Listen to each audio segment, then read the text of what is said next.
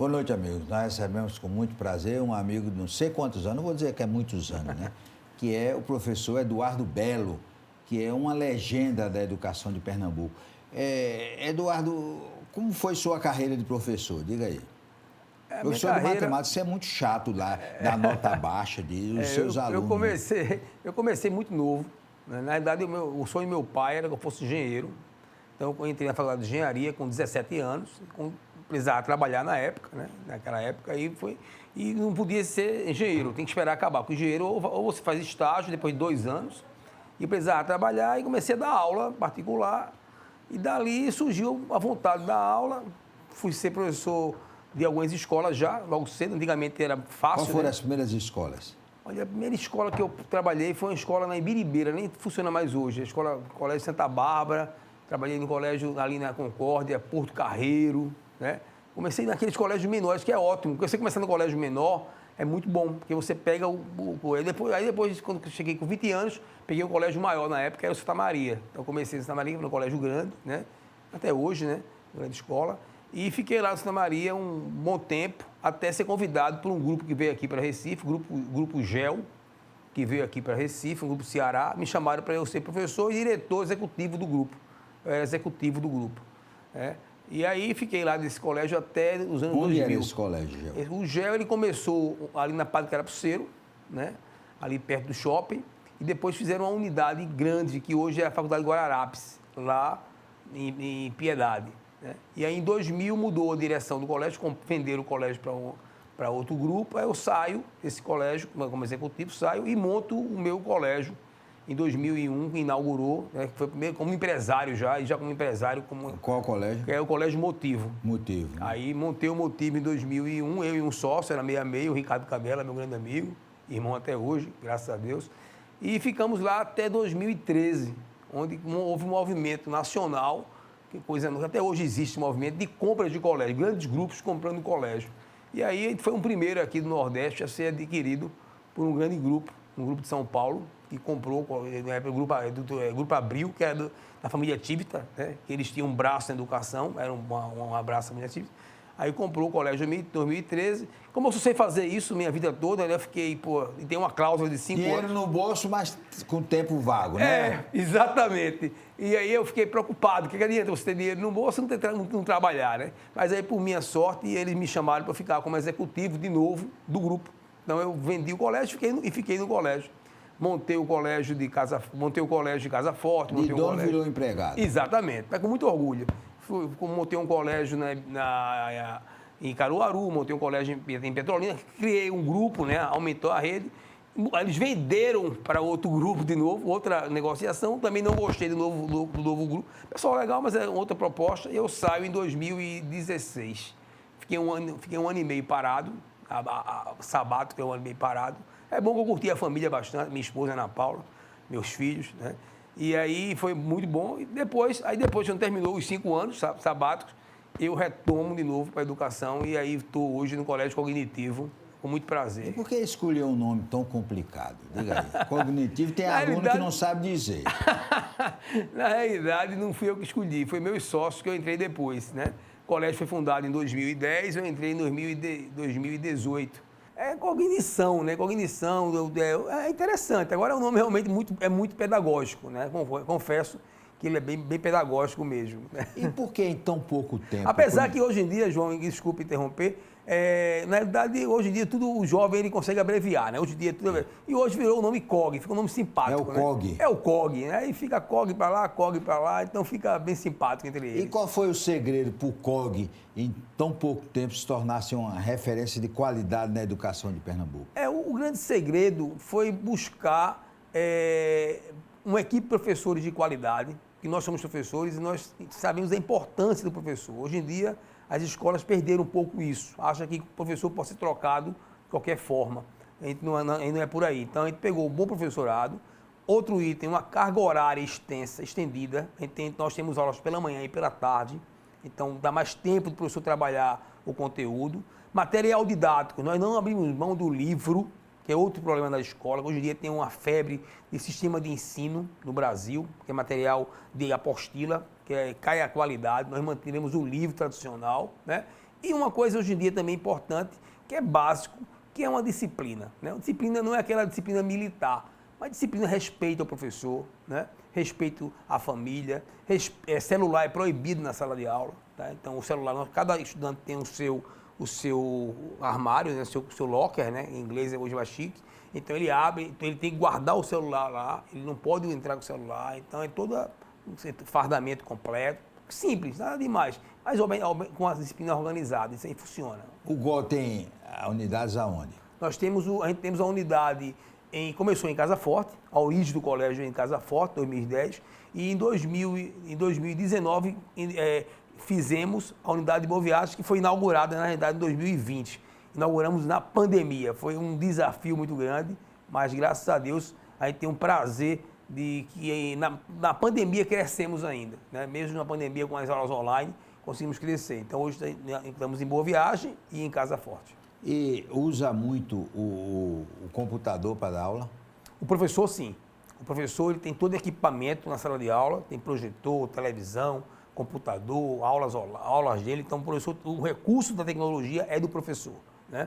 Aí você fala, mas por que o aluno não pode usar a tecnologia? Porque, infelizmente, quando você entrega na mão do estudante um celular, a tentação, a gente fica com vontade de ver o nosso WhatsApp, imagina um jovem, né? Como é que ele não quer ver o WhatsApp, quer ver o Instagram? Está numa paquera, quer saber exatamente. O que é Então vocês querem colocar uma aula ali dentro é muito difícil. É muito difícil. Então a gente prefere evitar essa tecnologia para o jovem. A tecnologia ele usa em casa. Então, os professores passam atividades, aí em casa ele vai, abre o computador e usa a tecnologia ali. Agora, o senhor como professor, foi fácil adaptar esse novo estilo de ensino? Rapaz, sim, a educação tem essa vantagem, né? Essa vantagem que não há uma mudança tão radical, sabe, João? As pessoas têm aquela teoria de que o ensino hoje mudou radicalmente. Não, eu acho que o ensino ele tem aquele padrão mesmo, demora muito para ter a mudança, entendeu? Aí você tem, obviamente, quando você tem algum recurso tecnológico que pode usar, sim. Na minha disciplina, que é matemática, usa muito pouco. Ainda tem aquela tradição mesmo de fazer mesmo as continhas mesmo tradicionais. Entendeu? Agora, a gente sempre tinha essa história.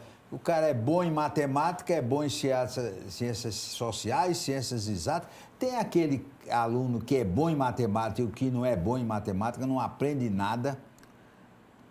Tem estudantes que têm dificuldade, mas eu acredito que a dificuldade em matemática hoje no Brasil, é difícil até falar sobre isso, mas eu acho que está na formação acadêmica mesmo. Por quê? Porque não há uma valorização muito grande da professora primária, né? A professorinha. Então, geralmente, a professora primária está ali porque ela fez um curso de pedagogia. E geralmente faz pedagogia porque não gosta de matemática. Aí veja que coisa absurda. E aí aquela professora que não gosta de matemática vai ser ela que vai dar aula de matemática para os estudantes. Então é natural que fica difícil, né? Então a gente é uma revolução muito grande na educação. Tem que valorizar muito a professora lá de baixo. E não, infelizmente não é valorizado. Nós não temos lá no colégio ainda, a gente só começa do 6º ano para cima. Mas o dia que nós tivemos, a gente vai ter uma preocupação com isso. Agora, além de diretor, o senhor dá aula, né? Dou aula, né? É uma condição nossa lá. Nós somos 3 sócios, os 3 são professores e a condição para manter o DNA da escola é que os 3 estejam na sala de aula. É muito importante estar no dia a dia no colégio. Os outros 2 são professores de também. O Wendel Santos é professor de Física e João Corrêa é professor de Geografia. Aí já, estando na sala de aula, tem condições de ver como é que está o ensino, né? Exatamente, você está lá no dia a dia, né? Tá como fala o termo, no chão da fábrica, né? Você está no chão da fábrica, é bem melhor, você está na sala dos professores, está com os estudantes, então facilita muito para resolver os problemas. Agora, já tem tradição, o cognitivo, que tem aluno de lá que saiu para as faculdades e colocou os filhos para estudar lá, né? Está começando, ainda pouco, né? Porque nós temos, como foi, a primeira turma nossa foi em 2010, né? Então, a gente ainda não está com esse estudante ainda, João. Talvez, porque na realidade ele, 2010, saiu com 18 anos, está com 28, ainda a criança está pequena. Mas a gente tem muito ex-alunos, interessante isso, né? Nosso, né? Tanto meu, de Wendel, né? Como eu estou nessa área há 37 anos, então hoje eu tenho muito filho de ex-aluno lá, muito, assim, tem de outras instituições. Agora, ensinar hoje, Eduardo Belo, é a mesma coisa que há 30 e tantos anos? Para mim é a mesma coisa. Para mim é a mesma coisa. Eu acho que a sala de aula, quem comanda é o professor. né? O professor, ele é o grande diretor do filme. Se ele for um bom diretor, um filme com um bom diretor é um bom filme. Um filme com um mau diretor é um péssimo filme. Então, se o professor for bom, ele segura a sala há 30 anos atrás e hoje. Bom, o professor tem que se impor. Tem que se impor. Tem que se impor, tem que atrair os estudantes, entendeu? Tem que dar uma aula motivadora, uma aula que o aluno goste e ter a disciplina, porque sem disciplina não anda o negócio. Já botou o aluno para fora da sala? Graças a Deus, não. Não, nenhum. Não, 30 e não. tantos anos, então é professor bonzinho. Né? Não é bonzinho não, porque eu consigo, desculpa a falta de modéstia, eu consigo dar uma aula boa e os alunos gostam da aula. Né? Eu acho que é por aí. Se você conseguir dar uma aula que atrai o estudante, você consegue segurar o estudante, entendeu? É por aí. O cognitivo hoje tem quantos alunos? Nós não temos o foco de ter um volume grande, né? Começamos a partir do 6º ano e as turmas são pequenas, turma do máximo de 35 alunos, estudantes, turmas pequenas. Então, como é a partir do 6º ano, ao todo estamos na faixa de 1.200 alunos, nas 2 unidades. Agora, esse número de alunos na sala é importante para o ensino? É muito importante, né? Que aí tem cursinho aí que tem 100 alunos, não pode dar certo. É complicado, porque você não dá uma atenção especial, né? Então, a quantidade de estudantes na sala é um ponto importante. Você botar muito estudante complica muito. Né? Agora, nas suas aulas, você tem a prioridade de que o aluno passe no Enem? Olha, o passar no Enem, passar em qualquer universidade do Brasil, tem outras também, né? Tem aqui em Recife, tem o seriado da UPE, em São Paulo tem a USP, que não faz Enem ainda. É consequência, é você fazer um bom trabalho pedagógico. O vestibular ele vem naturalmente, você não tem aqui como antigamente. Antigamente tinha muito isso, antigamente tinha os famosos bizus, vocês se lembram dessa palavra, né?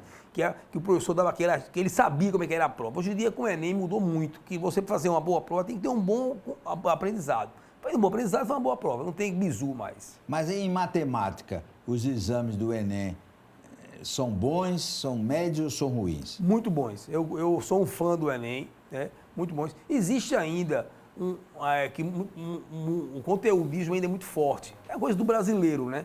Poderia melhorar um pouco, poderia ser uma coisa mais leve, entendeu? Não que eu estou falando de cair um nível, não é isso. É uma matemática mais objetiva, ainda tem muito conteúdo ainda, o estudante tem que decorar muita coisa ainda. Isso é ruim, o ideal era ele ter uma matemática com aprendizado. Mas eu gosto muito do Enem ainda. Depois do intervalo, nós vamos continuar conversando com o professor Eduardo Belo.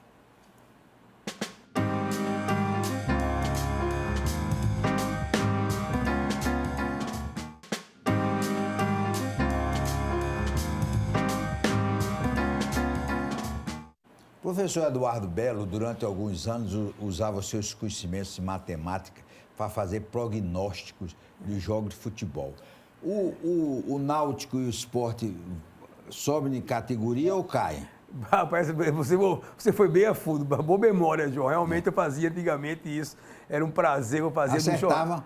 Rapaz, acertava. Porque na realidade é uma estatística. Você pega os últimos campeonatos e faz uma média dos últimos campeonatos e vê a pontuação que precisam os clubes. E aí você tem uma ideia e trabalha estatisticamente. Então eu acertava. Respondendo a sua pergunta, eu acho que o Náutico e o Sport, eles não vão cair, mas não vão subir também, entendeu? Eu acho difícil os dois subirem, até pela situação mesmo que está. Esse ano, os 4 clubes que estão acima, eles se distanciaram muito. Então, estatisticamente, quando você fica com uma diferença muito grande do 4º colocado para o que está embaixo, você tem dificuldade muito grande nessa altura do campeonato você conseguir chegar. Pode acontecer, mas você perguntou estatisticamente. Estatisticamente vai ser difícil. Não só o Náutico, nem o Sport, todos. Porque os 4 que estão à frente estão bem garantidos praticamente. Tá? E você, como esportista, lhe preocupa essa decadência do futebol de Pernambuco? Nós estamos atrás do Ceará, atrás de Alagoas e atrás da Bahia, né? É verdade. Isso é uma preocupação, né? Acho que Pernambuco precisa rever, né? A Federação Pernambucana precisa chegar mais junto dos clubes. O governo do estado agora deu uma melhorada, né? Foi o projeto, o Todos com a Nota, vai dar uma melhorada muito grande para os clubes de Pernambuco, mas foi agora, talvez com Todos com a Nota, a federação tendo uma visão melhor, talvez ele consiga resgatar o nosso futebol, que isso tudinho foi prejudicado nesse longo tempo. E muito ruim, né? É, verdade, muito ruim. Eduardo, o novo currículo escolar determinado pelo Ministério da Educação muda muito na área de matemática? Olha, o novo currículo, ele deixou as escolas mais livres, livres, entendeu? Então, as escolas hoje em dia, ela pode seguir por um caminho mais leve na parte de conteúdos, de matemática, física, português, e focar em outras habilidades, né? Habilidades de marcenaria, habilidades de jornalismo, ficou bem aberto, e não é como aquele currículo engessado que era antes. Tá? Então vai depender de cada escola, cada um vai seguir um caminho. Vai ter escolas que vai ficar ainda com conteúdo, focada em resultado, em exame de vestibular, e vai ter escola que vai ficar mais leve, vai ficar focada num aprendizado que não tenha a universidade como foco, que o foco seja apenas a conclusão de um bom ensino médio. É essa a intenção. Por isso que o currículo ele ajudou muito nesse aspecto. Antes ele era muito engessado. Agora, nessa área de matemática, tem duas referências, o Instituto Militar de Engenharia e o da Aeronáutica, né? São realmente referências. São excelentes faculdades, né? Universidades, tanto o ITA como o IME. Né? Eles ainda mantêm a tradição, né? Eles não entraram no Enem, então eles ainda mantêm o seu vestibular com um conteúdo muito, muito puxado, muito forte. Não é fácil passar, não. Muito, muito difícil. Muito difícil pela concorrência que é grande e a qualidade da concorrência, né? E o nível da prova é muito alto. Então... E o nível dos professores aqui em Pernambuco está melhorando? É como eu lhe falei, o professor, a nível de escolas maiores, ainda consegue ter uma equipe boa de professor. Quando você vai no âmbito geral, infelizmente, não é valorizado como deve ser valorizado. Então, você vê, dentro da escola, você tem um bom estudante, faz uma pesquisa. Quem vai fazer o quê? Um ou outro vai fazer licenciatura. A maioria, olha, nenhum vai fazer licenciatura. Todos vão fazer medicina, engenharia. Então, você não tem. Então, fica para aquele que está com dificuldade de fazer. E aí, automaticamente, aquele que está com dificuldade não pode ser um professor bom, né? Então, isso é um problema. Porque, evidentemente, que as escolas como a sua de nível conseguem manter um bom nível de professor. Mas tem professor que tem que dar 500 mil aulas para poder receber um salário decente, né? E, às vezes, não tem tempo de preparar as aulas, né? Isso é verdade, isso é verdade. Isso aí, a nível geral, você ainda aqui falando, o professor, para poder ter um salário razoável, ele tem que trabalhar os 3 expedientes, né? E aí fica impossível, né? Então, isso é um problema hoje da educação no país. E lá na escola, os alunos levam pau, porque o nome é feio, mas antigamente levava pau. Não te levava pau, não? Reprovado? A gente evita, a reprovação é muito difícil, porque a gente hoje em dia trabalha muito, né? Na motivação. Era horrível o cara que não passava. É muito ruim, ir para outra turma, né? É muito ruim, né? Então, isso aí é a última instância mesmo. A gente, graças a Deus, nosso índice de reprovação é muito baixo. Não quer dizer com isso que o índice de reprovação baixo que é um índice de qualidade, não. Tem nada a ver uma coisa com a outra. Tem pessoas que acham que qualidade é você reprovar muito. Tem nada a ver uma coisa com a outra. É você, muito pelo contrário, é você não reprovar a hora dando aula. Não é reprovar facilitando, né? Porque também tem que ter esse cuidado. Porque tem gente que acha que não reprovar é facilitar. Não é bem assim. Você pode fazer um bom trabalho e resgatar o estudante. Agora, no cognitivo Go, né? Go, como é? A direção trabalha muito em parceria com os pais dos alunos?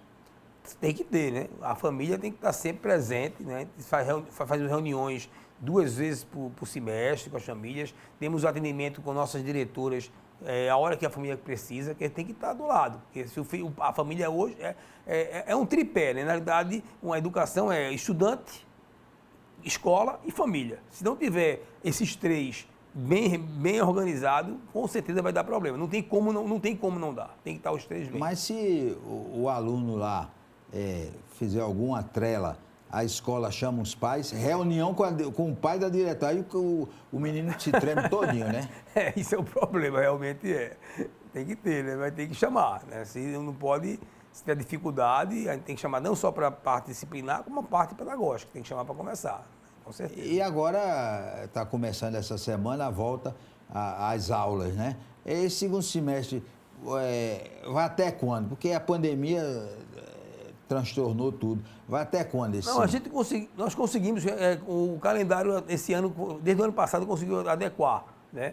Então, o segundo semestre ele vai até o final do ano mesmo, porque são 200 dias letivos, né? Pela legislação, tem que ter essa quantidade. Então, a gente vai até o último dia de dezembro, né? Termina. E em janeiro é só recesso de prova de recuperação, esses detalhes que quem fica na recuperação faz, mas normalmente o ano letivo termina em dezembro. Que diabo é recuperação? Recuperação é aquele estudante que não consegue atingir a média né? Ele tem a média, né? Na nossa escola, a média é 7. Então, se ele, nas avaliações, ele não conseguir atingir a média, aí tem a recuperação para ele conseguir fazer uma prova e ser aprovado. Antes da prova, tem que ter aulas para preparar o estudante para a recuperação. Então, isso aí estende até dezembro, até o final de dezembro e início de janeiro. E como é a prova hoje? É como o nosso tempo, vai lá, ele bota o resultado. Como é a prova hoje? Boa. A nossa prova lá no colégio, a gente é muito tradicional nesse aspecto. Nós temos 3 avaliações por unidade. As 2 primeiras são escritas, a gente não abre mão disso. Não abrimos mão da prova tradicional, a prova escrita. Por quê? Porque a prova ensina caligrafia lá? Não, porque como eles chegam... Porque quem tiver a letra ruim está lascado. Como eles chegam no 6º ano, eles já têm, isso aí já é feito esse trabalho, geralmente em escolas de menores, né? De Fundamental 1, não no 6º ano. Mas assim, nós tem que ter a correção, são 2 avaliações escritas e com cálculo, e é interessante, porque quando você tem uma prova de gabarito, ou você tira 0 ou tira 1, você não, assim, ou 0 ou 1, você não tem a opção. E quando a prova é escrita, você consegue aproveitar alguma coisa do estudante. E tem uma avaliação que essa sim é simulativa, que tem que ter o gabarito para treinar para o vestibular. Então, são 3, 2 é tradicional e uma é para treinar para o vestibular, que é a simulativa. O mínimo 7, né? No mínimo 7. Quem tiver abaixo de 7... vai fazer a recuperação. Vai fazer a recuperação. É, a recuperação. Agora, essas provas, no seu entendimento, são difíceis ou são fáceis? Não, elas são o que é dado em sala de aula, né? Então, se o estudante está na sala de aula, prestando atenção, assistindo às aulas, o nível da aula tem que ser o nível da prova, tem que estar casado. Caso contrário, não funciona. Você não pode dar uma aula no nível alto e dar uma prova baixa ou vice-versa, tem que ser o mesmo padrão. Agora, a escola tem um cuidado, por exemplo, com o aluno que fica doente e não pode ir para a aula durante uma semana? Hoje, a aula remota resolve, né? Na época da pandemia, sim, né? A gente não pode estimular a aula remota mais hoje, porque isso é muito ruim. A aula remota ela foi necessária pela pandemia, mas não é interessante. Você deu muita aula remota? Dei muita aula remota. Ela não é eficiente, tá? Ela não é eficiente. A aula tem que ser presencial. Porém, que na pandemia não tinha outra opção, né? Então, por questões de falta de opção, tem que ter aula remota. Então, nós evitamos trabalhar com aula remota. Então, quando o estudante ele fica doente, a gente trabalha com eles com aula de reforço à tarde, mas sempre presencial, nunca o remoto. E não dá para o senhor fazer números exatos de matemática, mas assim, por alto, quais são os segmentos hoje que os alunos mais querem seguir? É direito, é professor, é engenheiro? Quais são os ramos que atraem mais a garotada? O que atrai, infelizmente, desde a minha época, de há 30 e tantos anos atrás, que eu fui estudante, o que atrai é o que o mercado está mais financeiramente dando, né? Eu me lembro que na época, quando eu fiz, era engenharia elétrica, que devido ao boom da Chesf, da CELP. Então, eu fiz engenharia elétrica porque onde ganhava-se dinheiro é engenharia elétrica. Hoje em dia, quem está bombando é medicina, né? Porque os jovens, ele bota na cabeça que vai ser médico, vai ganhar dinheiro e vai resolver a vida dele. Então, a medicina hoje é o mais procurado, né? Direito ainda vem em segundo plano, pelos concursos. Né? Para fazer concurso. Isso, pelos concursos que tem ainda, né? Muito forte. Diminuiu um pouco, mas é medicina e direito. E aí os outros é por vocação mesmo, aí é vocação de cada estudante. E né? Informática, porque é um setor que tem muito emprego, né? Informática existe, mas não por incrível que pareça, não é tão ainda aquela vontade, tanto como direito e como a medicina. Ainda está no padrão ali das engenharias, da publicidade, aquele padrão ali do pessoal, como terceira opção. Saia justa. Nesses anos todos, quem é melhor aluno, o homem ou a mulher? Saia justa, não venha com enrolada para cima de mim, não. Olha, um melhor, assim, na média, vamos fazer a média, né? Não vamos sempre. Na média, as meninas são mais dedicadas, né? São mais, né? As meninas são mais dedicadas, a gente sabe disso, né? As meninas são mais focadas, na média. Agora também, assim, também quando você vai ver, e pontualmente é relativo. Tem estudantes que, os meninos se dão bem também, né? O índice quando você faz estatística, algo que você falou, estatística, eu posso falar. Estatisticamente, quando você vai para os primeiros lugares, né? Estatisticamente, tá? Geralmente os homens eles estão nas cabeças. Aí, estatística, tá? Não estou dizendo que sejam os primeiros. Mas, na média, as meninas ganham, entendeu? E por falar em menina, o senhor tem uma menina em casa que é o símbolo de alegria, que é a Paula Belo.